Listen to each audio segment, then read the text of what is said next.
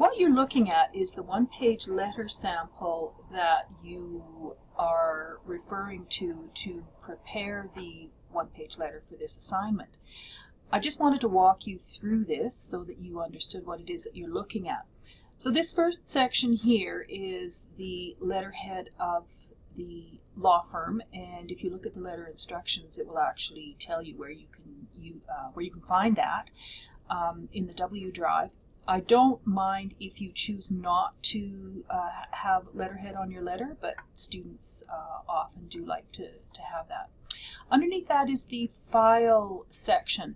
Every single file that you're going to be using in a law firm is going to have a file number. So our file refers to our law firm's file number. You're never going to send a letter that doesn't have your file number on it.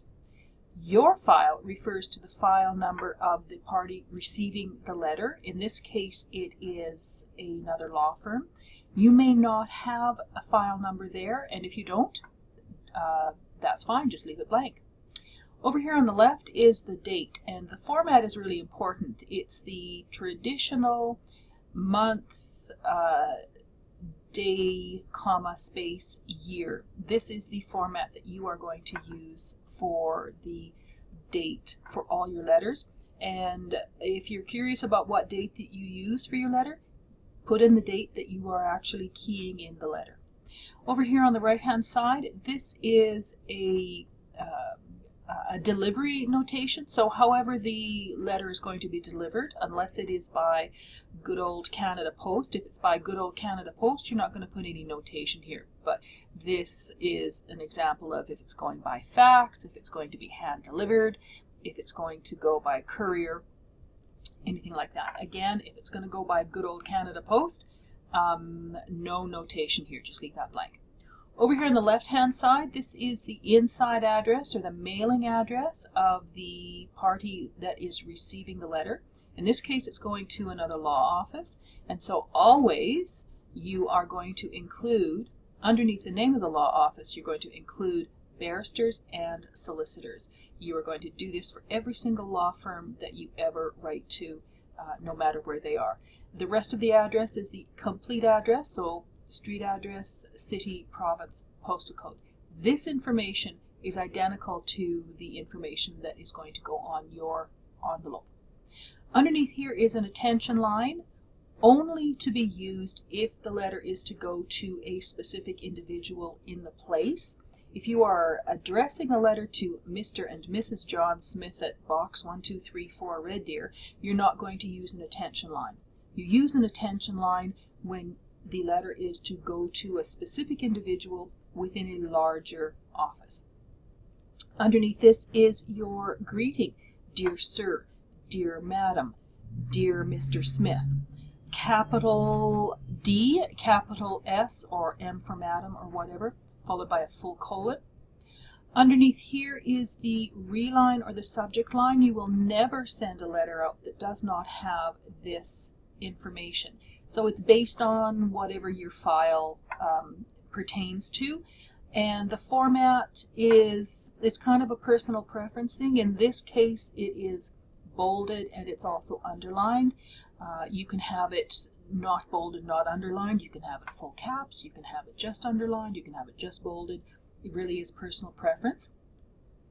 The one thing that you want to make sure is that it is nicely laid out. So in this case, it's a two-line re-line, and the second line aligns underneath the information after the re colon, and then a couple of spaces or a tab.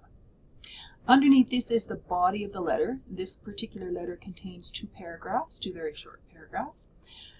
Letters are always single-spaced, and then it's double-spaced in between the paragraphs and in between the various sections. So you want to make sure that if your Word has spacing after set to it, you want to make sure that spacing after is turned to 0.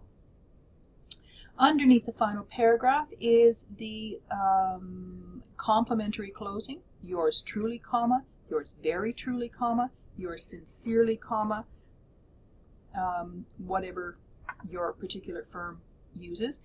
Double spaced under that is the name of the law firm. Always, always, always. When a letter is sent out from a law firm, even though it's signed by an individual, the individual is always signing the letter on behalf of the law firm. So you always have the name of the law firm under the closing. Next, you have the signature block and the name of the person who's going to sign the letter or who's directed you to prepare the letter. Always the word per, P-E-R, colon, and then you may or may not have a line for signing. You can just have the individual's name.